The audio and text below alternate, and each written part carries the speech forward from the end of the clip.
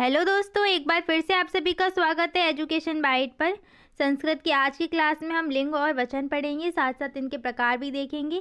इससे पहले वाली क्लास में सर्वनाम और सर्वनाम के भेद पढ़ लिए थे हमने। अगर आपने वो क्लास नहीं देखी है तो प्लेलिस्ट में जाकर आप वो क्लास देख सकते हैं। तो चलिए लिंग देखते हैं। लिंग को बोलते हैं इंग्लिश में जेंडर, और इसको इस तरीके से भी लिखा जा सकता है, ठीक है। लिंग संज्ञा और सर्वनाम के जिस रूप से व्यक्ति या वस्तु के स्त्री, पुरुष या नपुंसक। नपुंसक का मीन्स होगा जो ना स्त्री हो, जो ना स्त्री का बोध कराए और जो ना पुरुष का बोध कराए। तो होने का वो जो बोध कराते हैं उसको ही लिंग कहा जाता है, ठीक है। स्त्री का बोध कराएगा तो उसे स्त्रीलिंग बोलेंगे, पुरुष का बोध कराएगा तो उसे पुल्लिंग बोलेंगे, और जो ना स्त्री या ना पुरुष का बोध कराएगा उसे नपुंसक लिंग बोलेंगे। तो देखिए पुरुष जाति का बोध जैसे राम हुआ, बालक हुआ, हरि हो गया, मुनि हो गया, ठीक है।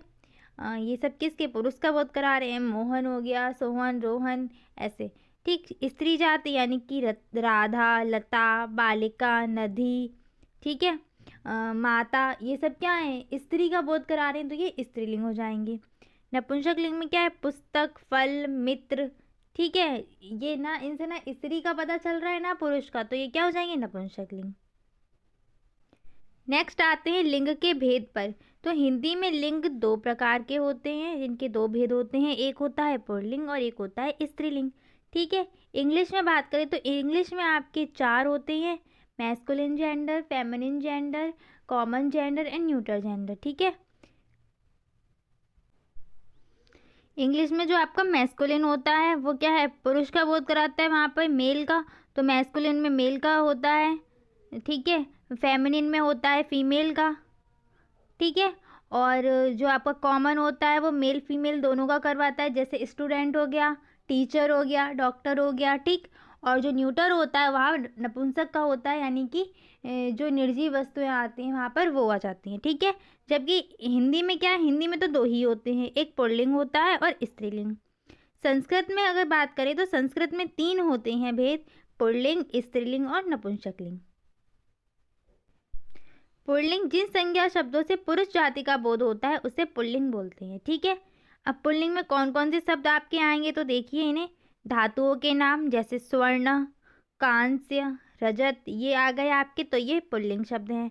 रत्नों के नाम हीरा, पन्ना, माणिक्य, ये जितने भी रत्न हैं ये सारे क्या आ जाएंगे, पुल्लिंग में। ग्रहों के नाम शुक्र, शनि, बुध, अगर आप ये लिखे मिल जाए तो ये क्या है, पुल्लिंग।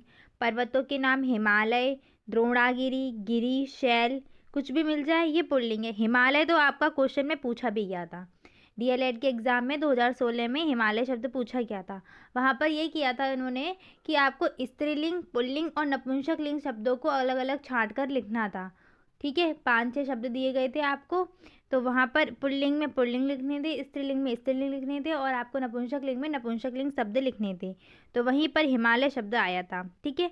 अनाज के नाम तांडुल, तांडुल होता है चावल, चड़का चना, गोधूम गेहूं होता है, और ओदन बोलते हैं जो पका हुआ चावल होता है उसको, ठीक है। तो अनाज के नाम भी किस में आएंगे, पुल्लिंग में।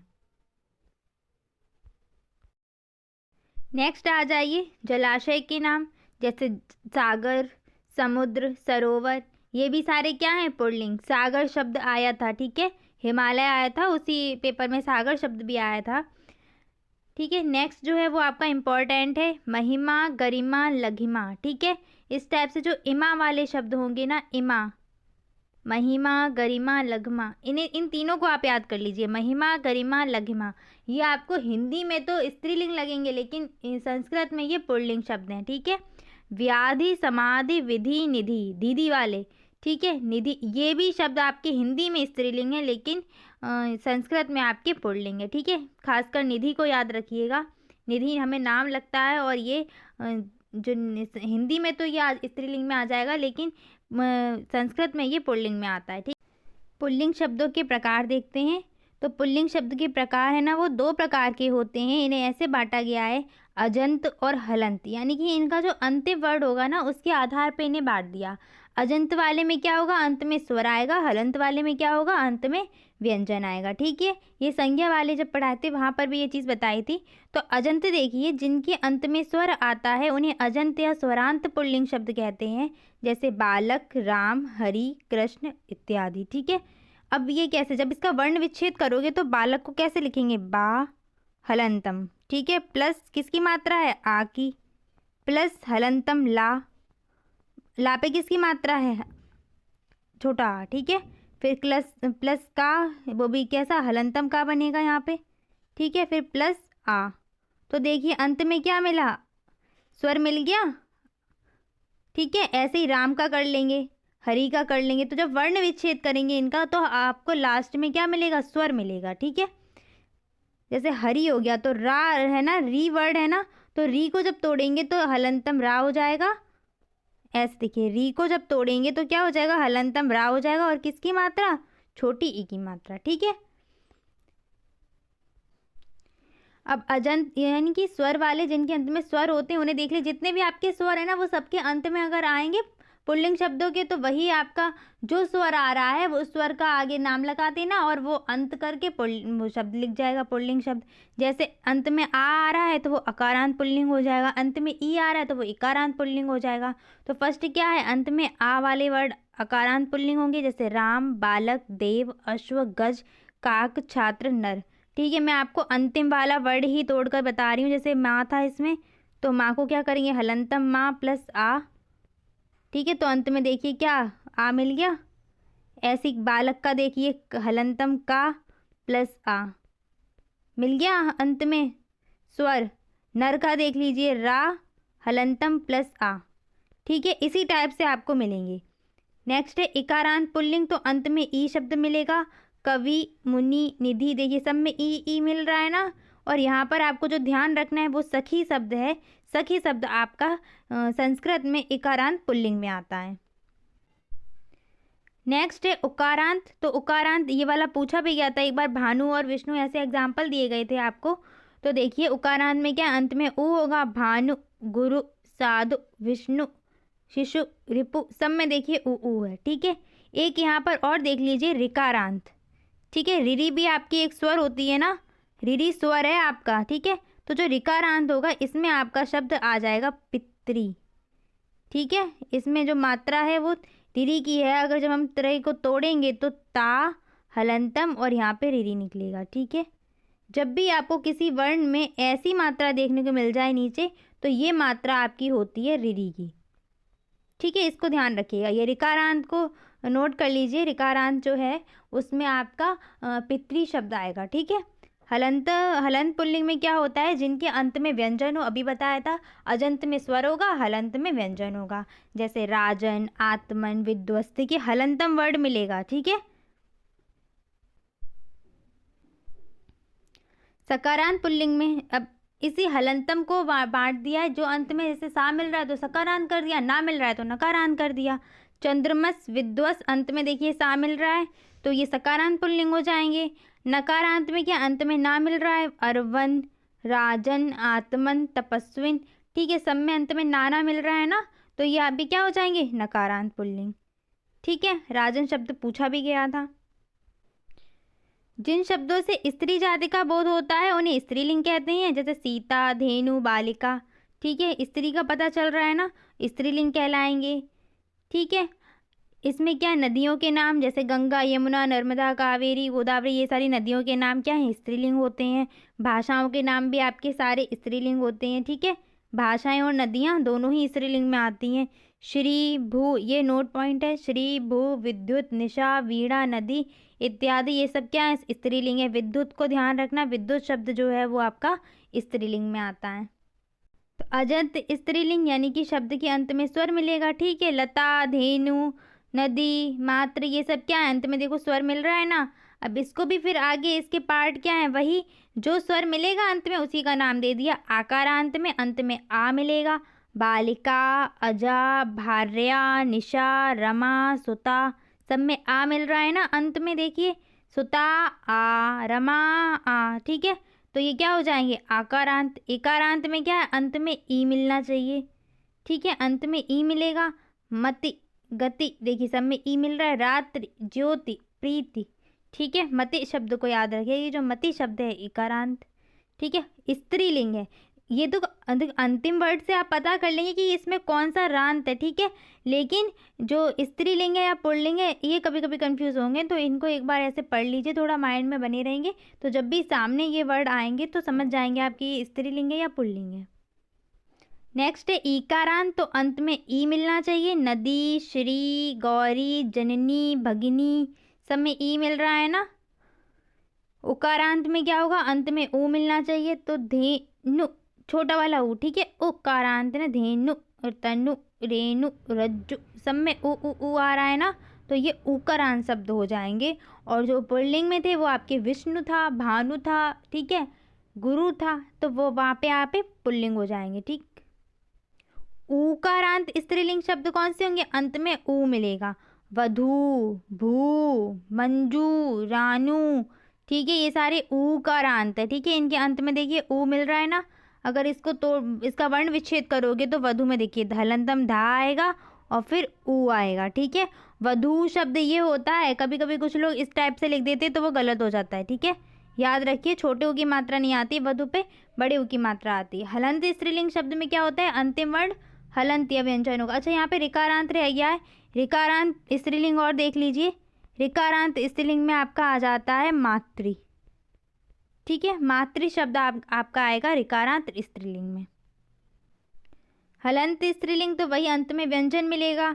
अब आपको ना ऐसा नहीं है, आपको वहाँ एग्जाम में क्या क्वेश्चन देगा कि संस्कृत में लिंग कितने प्रकार के होते हैं, वर्णन कीजिए, ठीक है। तो वहाँ पे आप पुल्लिंग, स्त्रीलिंग, नपुंसक लिंग ही लिख देना, ठीक है। ये हलंतम और ये सब इसलिए बता रहे हैं क्योंकि वो एग्जाम में कभी कभी ये देता है कि निम्नलिखित शब्दों में से कौन सा इकारांत है पुल्लिंग, कौन सा उकारांत पुल्लिंग है, तो वहाँ पर आपको ये चीज़ें समझनी पड़ेंगी उसके लिए, ठीक है। हलंत में क्या है, तकारांत आपका, तो अंत में ता मिलेगा। सरित और विद्युत, ठीक है, ये शब्द आपके तकारांत हैं। देखो आपको कौन सा रांत है ये देखने के लिए सिर्फ अंतिम वर्ड देखना है, तो अंत में ता मिल रहा है हलंतम, तो ये तकारांत हो गया। चकारांत में अंत में चा मिलेगा। वाच, शुच, तो अंत में चा मिल रहा है ना, तो ये आपके चकारांत शब्द हो जाएंगे। नपुंसक लिंग शब्द पे आते हैं, तो जिन शब्दों से स्त्री या पुरुष जाति का बोध ना हो उसे नपुंसक लिंग शब्द कहते हैं। जैसे मित्र, इम्पॉर्टेंट है, मैंने आपके ना शब्दों पे भी इम्पॉर्टेंट लिख दिया है क्योंकि ये पूछे जाते हैं तो वहाँ पर हम कंफ्यूज हो जाते हैं कि हमें क्या लगाना है। मित्र और गृह, ठीक है, और सौंदर्य, ये आपके जो है ना सॉरी नपुंसक लिंग है। पुष्प, कमल, विद्यालय, ये तो समझ में आ जाएंगे, लेकिन मित्र और गृह में कंफ्यूज होगा, तो मित्र, गृह, ये आपके नपुंसक लिंग है। अव्ययी भाव समास से बने हुए शब्द सदैव नपुंसक लिंग में होते हैं, इससे इसको याद रखिएगा। अव्ययी भाव समास में जितने भी आपको शब्द मिलेंगे, अव्ययी भाव में क्या है, जो जिनमें अव्यय लगा होता है आगे, यानी कि आपको प्रत्यय देखने को मिलेगा, ठीक है। तो वो सॉरी प्रत्यय कह रही हूँ, उपसर्ग देखने को मिलेगा आगे जो जुड़ते हैं, उपसर्ग होते हैं, जैसे यथाशक्ति, प्रतिदिनम, ठीक है, प्रतिरात्रि में ऐसे कर दें तो वहाँ पे क्या है, उपसर्ग देखने को मिल रहा है। और वो जो उसमें समास होगा वो अव्ययी भाव समास होगा, और अव्ययी भाव समास से बने शब्द याद रखना हमेशा क्या होते हैं, नपुंसक लिंग में होते हैं, ठीक है। एक चीज़ और याद रखना, अगर आपको कोई ऐसा शब्द दिया गया और आपने नहीं पढ़ा है, आपको समझ नहीं आ रहा है कि इसमें कौन सा लिंग है, और अगर आपको वहाँ पे लास्ट में हलंतम माँ मिल जाए, ठीक है, तो वहाँ पे ये समझ लेना कि वो नपुंसक लिंग होगा, ठीक है। इसको भी 2 पार्ट में डिवाइड किया गया है, अजंत और हलंत। तो अजंत में क्या है, स्वर मिल जाएगा, हलंत में क्या है, हलंतम वर्ड मिलेगा यानी कि व्यंजन मिलेगा। अजंत का भी वही है, अकारांत यानी कि अंत में आ होगा, ये इम्पोर्टेंट है। जैसे फल हो गया, पुस्तक हो गया, ग्रह हो गया, मित्र हो गया, ठीक है। ग्रह, मित्र, मुख, नगर, जल, कमल, उपवन, ये सारे क्या हैं, नपुंसक लिंग में आएंगे, ठीक है। एक तरीके से आप इसको ऐसे भी याद कर सकते हैं, निर्जीव वस्तुएं जो आपको देखने को मिलेंगी ना, वो नपुंसक लिंग में ही आ रही हैं, ठीक है। नेक्स्ट है इकारांत नपुंसक लिंग, ठीक, तो अंत में ई मिलेगा। देखिए आप ये देखो, जो अंतिम वर्ड है इससे तो आप पहचान लेंगे, बस आपको कुछ कुछ वर्ड याद रखने कि ये कौन से लिंग के हैं। जैसे वारी हो गया, दधी हो गया। दधी शब्द अगर आपका दही की बात करें तो वो दही जो है वो आपका जाता है हिंदी में पुल्लिंग में, दही जम गया, बोलते हैं ना, तो क्या वहाँ पे जम गया, यानी कि वो पुल्लिंग में हो गया। लेकिन यहाँ पर दधी किस में आ रहा है, नपुंसक लिंग में। वारी देखिए, वारी किस में आ रहा है, नपुंसक लिंग में। अक्षी, आंख का पर्यायवाची है अक्षी, ठीक है, किस में आ रहा है, नपुंसक लिंग में। अस्थि किस में आ रहा है, नपुंसक लिंग में, ठीक है। तो वारी शब्द पूछा जाता है और दधी, ये दोनों ही पूछे जाते हैं, तो ये दोनों इंपॉर्टेंट है, ये नपुंसक लिंग के शब्द हैं। इकारांत है, उकारांत है, ये तो हम अंतिम वर्ड देख के समझ जाएंगे, लेकिन पुल्लिंग है या स्त्रीलिंग ये हमें थोड़ा सा यहाँ पर याद करना पड़ेगा, ठीक है।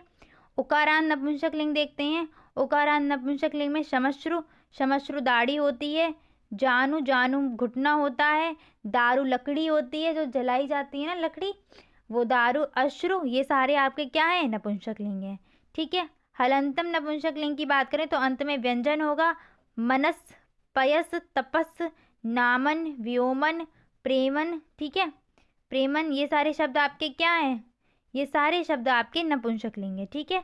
फिर से देख लो नपुंसक लिंग, मनस, पयस, तपस, नामन, व्योमन, प्रेमन, ठीक है। ये सब आपके हलंत नपुंसक लिंग है। अब देखिए सकारांत में करना चाहे तो क्या, मनस, तपस, पयस, ये सारे सकारांत में हो जाएंगे। नकारांत में करना चाहेंगे तो नामन, व्योमन, प्रेमन, ये सारे क्या हो जाएंगे, नकारांत में। नेक्स्ट आ जाते हैं वचन पर।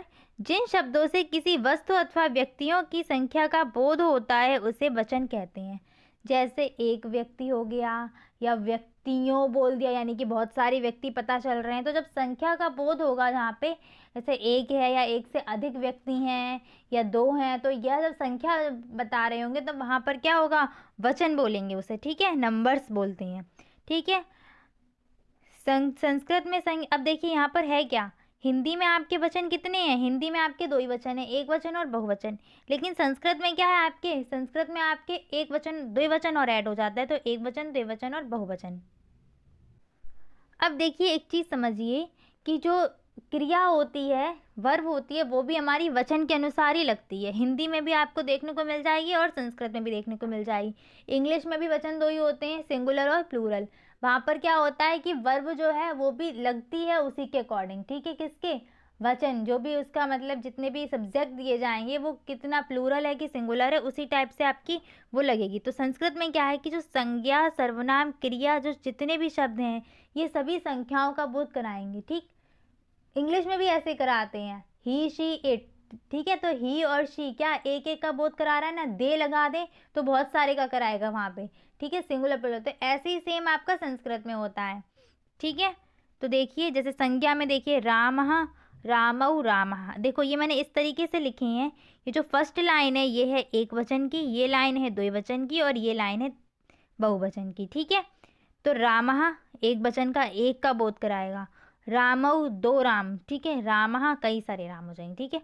सह मीन्स ओनली वह, तौ मीन्स वे दोनों, और ते मीन्स वे सब, ये तो लास्ट क्लास में समझे ही थे।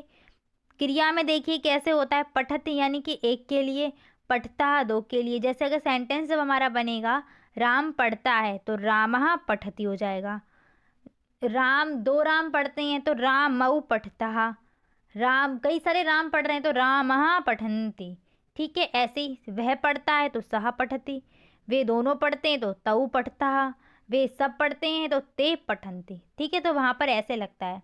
तो यही मैं समझाने का प्रयास कर रही हूँ कि जो संस्कृत है इसमें संज्ञा में भी आपका संज्ञा भी बोध कराएगा संख्याओं का, सर्वनाम भी करवाएगा, क्रिया भी करवाएगी, ठीक है। ये तो पता ही है बात, लेकिन यहाँ पर क्या है, थोड़े शब्द समझ में आने चाहिए कि कैसे करवा रही है, क्योंकि संस्कृत क्या है कि हमने बचपन से संस्कृत थोड़ी बहुत ही पढ़ी है, ज़्यादा तो संस्कृत पढ़ी नहीं है, तो यहाँ पर कन्फ्यूज़न ज़्यादा होता है, चीज़ें समझ में भी कम आती हैं कैसे क्या करना है। तो ज़्यादा टेंशन मत लीजिए कि आपका जो एग्ज़ाम है वो फर्स्ट सेमेस्टर में जो पेपर है ना वो ज़्यादा टफ नहीं आते हैं। अगर आप अच्छे से पढ़ाई करें ना तो आराम से आपका फर्स्ट सेमेस्टर क्लियर हो जाएगा। लेकिन फिर भी मैथ्स और ये जो हो गया संस्कृत हो गया आपका, ये इन सब में काफ़ी बच्चों की बैक लग जाती है। तो चलिए देखते हैं। चलिए हिंदी में वचन, हिंदी में दो वचन होते हैं जैसा कि मैंने बताया था, एक वचन द्विवचन। इंग्लिश में भी दो ही होते हैं, सिंगुलर और प्लूरल। लेकिन संस्कृत में आपके कितने, तीन वचन होते हैं, एक वचन, द्विवचन और बहुवचन। देखिए लिखे हुए हैं संस्कृत में एक वचन, द्विवचन और बहुवचन, ठीक है। वचन पूछे गए थे आपके एग्जाम में। तीनों वचन आपको नाम से क्लियर हो रहे होंगे। एक वचन यानी कि एक वस्तु का या व्यक्ति का बोध कराएगा, द्विवचन यानी कि दो का बोध कराएगा, और बहुवचन में तीन या तीन से अधिक का बोध कराएगा। तो बस यहाँ पर क्या है, अब आप शब्दों को समझना है आपको, ठीक है। जब मैं आपको संज्ञा और सर्वनाम के रूप पढ़ाऊंगी तो वहाँ पर ज़्यादा क्लियर हो जाएगा कि कौन सा एक वचन में आ रहा है, कौन सा द्विवचन में आ रहा है, कौन सा बहुवचन में आया है। अभी फटाफट एक वचन वाले देख लेते हैं। रामः, बालकः, हरिः, गुरुः, सः, रमा, लता, मतिः, नदी। जैसे मैंने लिखे हुए हैं ना, सेम ऐसे ही आपको ध्यान रखने हैं, ठीक है। विसर्ग है तो विसर्ग वहाँ पे आएगी, नहीं है तो वहाँ पे नहीं आएगी, ठीक है। फलम, ग्रहम पे हलंत आएगी, ठीक है। ग्रहम पे हलंत मैं लगाना भूल गई हूँ, ग्रहम पे हलंत आएगी। फलम, ग्रहम, पुस्तकम, नगरम, ठीक है। और ये तो फिर आपके जो मध्यम पुरुष और उत्तम पुरुष मैंने बताए थे ये वही है, त्वयम और अहम। ये तो सर्वनाम में बता दिए थे। सह, तऊ, ते, यानी कि सह एक वचन, तऊ द्विवचन, ते बहुवचन। त्वम, युवाम, यूयम। त्वयम एक वचन, युवाम आपका द्विवचन और यूयम आपका बहुवचन। अहम, आवाम, वयम, यानी कि अहम एक वचन, आवाम बहुवचन, और सॉरी आवाम द्विवचन और वयम बहुवचन, ठीक है। फिर भी ये एक बार सारे करवाएंगे जब संज्ञा के अभी संज्ञा और सर्वनाम के रूप होंगे ना इस क्लास के बाद, ये जो हो जाएगी इसके बाद हम विभक्ति पढ़ेंगे वहाँ पर, प्रथमा, द्वितीय, तृतीय, चतुर्थी, पंचमी, और उसके बाद हम सीधे सर्वनाम और संज्ञा के रूप पर आएंगे। तो वहाँ पर जो वचन वाला है ना बहुत अच्छे से क्लियर हो जाएगा, वहाँ पर हमें सभी के वचन देखने को मिल जाएंगे, एक वचन और द्विवचन, ठीक। तो यहाँ पर समझ लीजिए, रामः, बालका, हरि, गुरु, सह, रमा, लता, ये इत्यादि ये जितने भी दिए हैं सारे क्या हैं, एक वचन है। सेम अब इनके द्विवचन भी देखते हैं। देखिए जो भी एक वचन लिए थे उन सब के मैंने द्विवचन लिखे हुए हैं, ठीक है। अब यहाँ पे दो का बोध कराएंगे ये, जैसे रामः का क्या हो जाएगा, रामऊ, बालका, बालकऊ, हरि का हरि हो जाता है, गुरु, गुरु। अच्छा द्विवचन में क्या होता है, ज़्यादातर दीर्घ मात्राएं आ जाती, दीर्घ स्वर जो होते हैं ना वो आ जाएंगे आपके, ठीक है। जैसे औ की मात्रा हो गई, ये वाली मात्रा, ठीक है। ए की मात्रा मिल जाएगी, बड़ी ई की मात्रा मिल जाएगी। तो यहाँ से आप समझ सकते हैं कि ये जो होंगे वो द्विवचन वाले होंगे। एक ट्रिक है बस ऐसा, और देखो ट्रिक का क्या होता है, ऐसा नहीं कि हमेशा लग ही जाए, ठीक है। ट्रिक हमेशा नहीं लगती, अगर नियम कोई बना है तो नियम के भी अपवाद होते हैं, आपको पता है, ठीक है। तो मोस्टली है कि ये लग जाएगी ट्रिक, और वैसे है कि कभी कभी नहीं भी लगती है।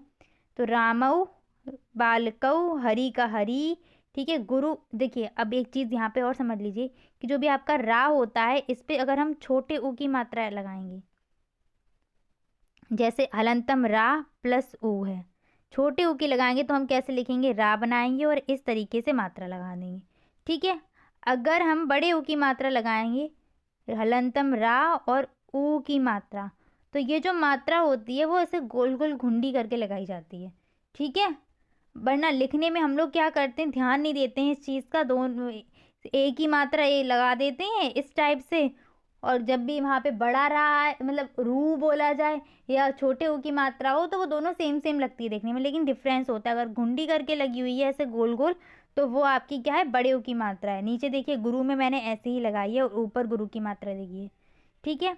सहा का द्विवचन तऊ हो जाएगा, रमा का रमे, लता का लते, मति का मति, नदी का नद्यो हो जाएगा।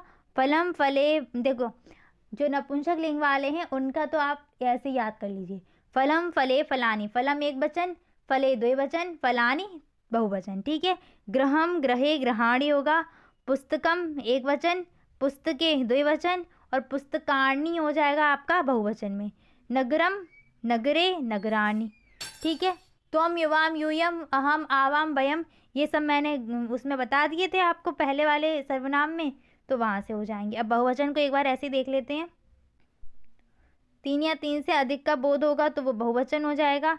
रामः, बालका, हर्यः, गुरवः, ठीक है। ये सारे राम और बालक के हैं, और हरि का जो था वो रमा, लता, मत्या, नद्या, फलानी बताया था अभी, ग्रहाणी, पुस्तकानी, नगरानी, यूयम, वयम, ठीक है। ये उसी के हैं त्वम, युवाम, यूयम वाले। देखिए एक बार लिख देती हूँ मैं इस चीज़ को, त्वम, युवाम, यूयम, ठीक है। ये आपका एक वचन है, ये आपका बहुवचन है, और ये सॉरी ये आपका द्विवचन है और ये आपका बहुवचन है, ठीक है। ऐसे ही अहम यहाँ पे आ जाएगा एक वचन में, आवाम आ जाएगा द्विवचन में, और वयम आ जाएगा बहुवचन में, ठीक है। अहम, आवाम, वयम, ठीक। इनके भी बाकी के भी लिख के दिखा दूँ। जैसे रामहा का देखिए, रामहा, रामऊ, और फिर यहाँ पर आ जाएगा रामहा। ठीक है, ऐसे होगा। ये एक वचन, ये द्विवचन, ये बहुवचन, ऐसे आपको रूप याद करने पड़ेंगे। तो जब रूप आएगा वहाँ पर आपको सारे क्लियर हो जाएंगे। अभी सिर्फ इतने ही याद कर लीजिए, फलम, फले, फलानी। और देखिए सब रट्टा मत मारिए। अभी जो आपको आकारांत और उकारांत मैंने बताए थे वो सब इसलिए बताए थे कि जैसे अकारांत अगर आपने राम याद कर लिया तो बालक हो गया, और जितने भी अश्व, गज, ये जितने भी अकारांत वाले हैं सब राम के जैसे ही रूप बनाएंगे। ठीक है, हरि हो गया तो हरि, मत, हरि वाला, मुनि वाला, कवि वाला, ये सारे एक जैसे रूप बनाएंगे। अगर आपको हरि का ध्यान में है तो आप मुनि, कवि, रवि, इन सब का भी कर सकते हैं। ठीक है, सेम ऐसे ही रमा का ध्यान है तो आप लता का कर लेंगे। ठीक है, तो वो सब बात की बात है, लेकिन इतना याद रखिए जितने भी मैंने अकारांत में करवाए तो सारे अकारांत के रूप एक जैसे चलेंगे। एक का याद कर लो, बाकी सबके बना लोगे आप। ठीक है, इकारांत है तो इकारांत एक का याद कर लिया, बाकी सबके सेम बन जाएंगे, इसीलिए वो सारे आपको इकारांत उकारांत करवाए गए हैं। ठीक है, आज की क्लास में बस इतना ही। नेक्स्ट क्लास में हम कारक और विभक्ति कंप्लीट करेंगे और जस्ट उसके बाद हम आ जाएंगे संज्ञा और सर्वनाम के रूप पर। ठीक है, तो वहाँ पर जितने भी आपके ये बचे हुए डाउट्स होंगे ना वो सारे क्लियर हो जाएंगे। Thanks for watching and please subscribe my channel. Bye, take care.